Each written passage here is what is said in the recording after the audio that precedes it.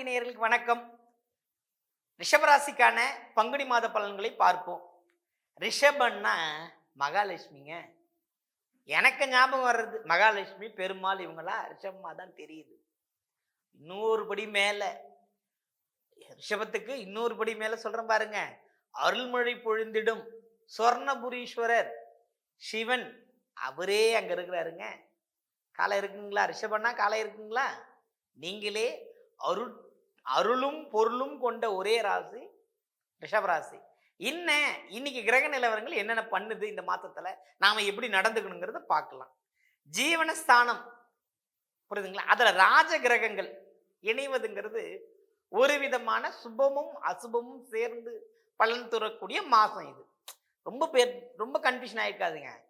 நல்லதும் நடக்கும், நல்லதல்லாததும் நடக்கும். நல்லதல்லாததை பெரிதாக நினைக்க வேண்டாம். நல்லதை மட்டுமே நினைத்து நம்ம செய்வோம், நல்லதே நடக்கும். உங்க ராசிக்கு மட்டும் ராசிநாதன் அந்த பூர்வ புண்ணிய பலன்களை பெற்றுதாங்க எல்லா விஷயமும் செய்வாரு. ஆனா அவர் என்ன பண்றாரு? அவர் அசுபரோட இணையறாரா? அப்ப அசுபருக்கு உண்டான பலனை தருகின்ற மாசம். என்ன செய்வீங்க? திடீர்னு வீட்டுல இது வாஸ்து குறையா இருக்குமா, இல்ல இந்த படிக்கட்டை மாத்துவோமா, இல்லை வீட்டுக்குள்ள இந்த ட்ரெஸ்ஸை சேஞ்ச் பண்ணுமா, தண்ணி குடத்தை தூக்கி நம்ம மாற்றி மாட்டி ஒரு குழப்பம் வந்து நீங்கும். இது ஏன் அப்படி உங்களுக்கு குழப்பம் வருது அப்படின்னா, ஒரு தெளிவான மனநிலை இருக்கிறவங்கள எப்போ வேணாலும் குழப்படிச்சிடலாம். குழம்புகளை மட்டும்தான் குழப்பம் வைக்கிறது கஷ்டம். நல்லா புரிஞ்சுங்க. நீங்க நிறைய கிராமத்தில் இருப்பாங்க, ரொம்ப நல்ல பிள்ளைங்க, அது ஏங்க இப்படி செஞ்சுதுன்னு சொல்லுவாங்க இல்லைங்களா? அதுதாங்க ரிஷபராசி. நீங்க ரொம்ப நல்ல பிள்ளை, நீங்க கெட்டு போறதுதான் பாயிண்டே. என்ன பண்ணணும்? நிதானத்தை கடைபிடிக்க வேண்டும். எப்பொழுதும் நிதானத்தை கடைபிடிக்க வேண்டும். புகழ் கூடுங்க, அழகு கூடுங்க உங்களை பொறுத்தவரையிலும், புரியுதுங்களா? அதே மாதிரி தனபாகியஸ்தானம் ரொம்ப பிரைட்டா நிற்குங்க. என்ன செய்யும்? பணப்பற்றாக்குறைக்கு இழுத்துட்டு போகுங்க. எல்லா வேலையும் செய்யறோம்ல, வீட்டில் ஆல்ட்ரேஷன் பண்றோம், புது ட்ரெஸ் வாங்குறோம், பெட்டு மாத்துறோம். ரொம்ப நாளாக சொல்லியிருப்போம் பெட்டு ஹீட்டர் வேணும்னு. இப்போ நீங்க பங்குனி மாசம் நல்லா வெயில் காயுது, இந்த நேரத்தில் ஹீட்டர் வாங்கி வைக்க நீங்க விருப்பப்படுவீங்க? இதெல்லாம் ரிஷபராசிக்காரங்க செய்யற விஷயம்.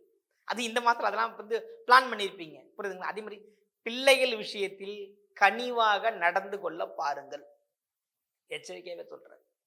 ஏன் அப்படின்னா, பிள்ளைகள் சாணம் 5ஆம் இடம் புதன் அங்க எங்க போய் இருக்கார். அப்ப அவர் நமக்கு என்ன செய்வார்? இதெல்லாம் தான் கால்குலேஷன் மைண்ட். இந்த கிரகங்கள் என்ன புரிய வைக்கிறது, நீங்க எப்படிலாம் நடந்துக்கணுங்கிறத சொல்லுது. இப்ப நீங்க பதட்டப்பட்டு ஒவ்வொரு காரியங்களும் செய்யணும், அவங்க ப்ரெஷர் பாயிண்ட்டுக்கு போயிடுவீங்க. தானா இடுப்பு வலிக்க ஆரம்பிச்சிடும், மூட்டு சதைகள்லாம் வலிக்க ஆரம்பிச்சிடும். எந்த வயதினராக இருந்தாலும் 20 வயதுக்கு மேல போயிடுச்சு ரிஷபம்னா கண்டிப்பா உங்களுக்கு கால் வலி கை வலி உண்டு, நீங்களே பேசிப்பீங்க. கூடுதல் கவனம் 2 விஷயத்துல தான். பதட்டம் கூடாது, நிதானமும் செயல்பாடு மட்டும்தான் உங்களுக்கு நிறைய விஷயங்களை கொடுக்கும். குழப்பம் போகுது, என்ன செய்யலாம் அப்படின்றதுக்கெல்லாம் நிறைய விஷயங்கள் இருக்கு. அதுக்கு தான் சொல்றது, ஆலயம் தொழுவது சாலமும் நன்று. ஆலயம்ங்கிறது அங்கே தான் இருக்கும். சாலம்ங்கிறது என்னங்க?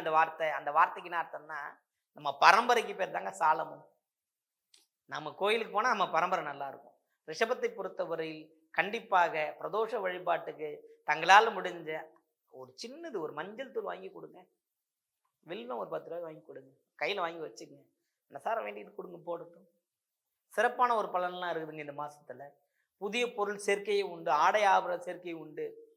லாட்ரி சொல்றீங்களா, திடீர் அதிர்ஷ்ட யோகம் இந்த மாசத்துல காத்திருக்குதுங்க. அதுக்கு நான் உங்க லாட்ரி சீட்டு வாங்க வைக்க சொல்லலைங்க. எங்கேயாவது ஏதாவது ஒரு கடையில் ஒரு சீட்டு போட்டிருப்பீங்களா, சீட்டு உங்க பேர்ல விழட்டும். நீங்க லாட்ரின்னா அப்படி போயிருக்கு அதிர்ஷ்டம்.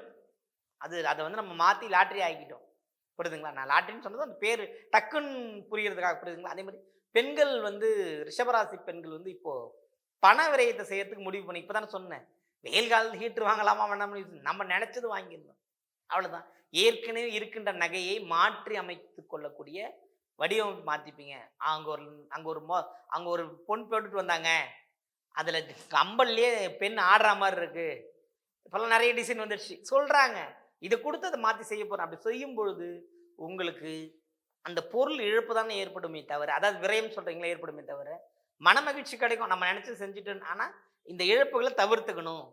சரி, இப்ப இதெல்லாம் மாத்துக்கிறதுக்கு ஒரு வழி சொல்லுங்க. நீங்க கேட்கறது எனக்கு புரிகிறது. ரொம்ப ரொம்ப எளிமையான வழி. மதுராந்தகம் பக்கத்துல ஏரி காத்த ராமர், அற்புதமான ஸ்தலம். அவர் ஏரியை மட்டும் காக்கலைங்க, நம்மட வம்சத்தையும் காக்கிற ராமர் அங்கதான் இருக்கிறார். அவருக்கு போங்க, சனிக்கிழமைகள்ல போங்க, இல்லை நீங்கள் வெள்ளிக்கிழமையும் போகலாம். ரிஷபராசியை பொறுத்தவரை வெள்ளிக்கிழமை த ஃபேவரட் கிரேட்டஸ்ட் நாள், சுக்கிரன். அன்னைக்கு நீங்கள் போங்க, ஐயனை பாருங்க, அம்பாளுக்கு ஒரு ஒரு உங்களால் முடிஞ்ச குங்குமம் வாங்கி கூட அர்ச்சனை பண்ணுங்க, இல்லை உங்களால் ஆடை வாங்கி கொடுங்க கொடுங்க, அபிஷேகம் எவ்வளோன்னு கேட்டு பண்ணுங்க, புரியுதுங்களா? அப்படி பண்ணிட்டு நெல்லிக்கனி சாதத்தை அமுது படைத்து ஒரு 16 பேருக்கு உணவாக தானம் தருகின்ற பொழுது மிகுந்த ஒரு வெற்றியை இந்த மாதத்தில் கிடைக்கும். நல்லா ஆரம்பிக்கும் போது சொல்லியிருக்கேன், பங்குனி மாதங்கிறது தமிழ் மாசத்தோட கடைசி மாசம், புரிஞ்சுச்சிங்களா? அடுத்தது உங்களுக்கு வசந்த காலம் ஆரம்பம், சித்திரை. தமிழ் வருஷ பிறப்புல நாம எல்லாரும் நல்லா இருக்கணும், குறிப்பா ரிஷபராசிக்காரங்க நல்லா இருக்கணும்னா ஏரி காத்த ராமரை விட்டுறாதீங்க, வெற்றி அடைய வைக்க முடியும்.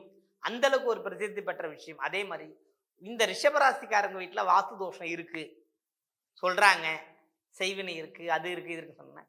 2 விஷயங்க. எப்பேற்பட்ட செய்வினையும் போக்குகின்ற வல்லமை கொண்டவள் என் அன்னை அங்காள பரமேஸ்வரி. மலையனூர் போய் ஒரு இரவு தங்கிட்டு வாங்க, உங்க பிரச்சனை சரியாயிடும்.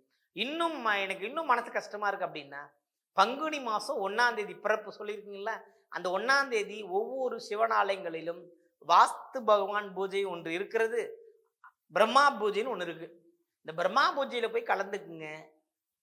கலந்துக்க உங்கள் வாழ்க்கையில் வீட்டில் இருக்க பிரச்சனைலாம் படிப்படியாக மாறும் என்று சொல்லி, இந்த ரிஷபராசிக்காரர்கள் நிறைவாக எல்லா நலன்களும் பெற வேண்டும் என்று அத்தனை எல்லாம் அல்ல அந்த எம்பெருமா நாராயணம் நலந்தரும் சொல்லி நான் கண்டு கொண்டேன், ஓம் நமோ நாராயணா அப்படின்னு சொல்லி உங்க எல்லோருக்கும் நல்ல செல்வங்கள் கிடைக்க எல்லாம் வல்ல இறைவனை பிரார்த்தித்துக் கொள்கிறேன். வாழ்க வளமுடன், வாழ்க வையகம்.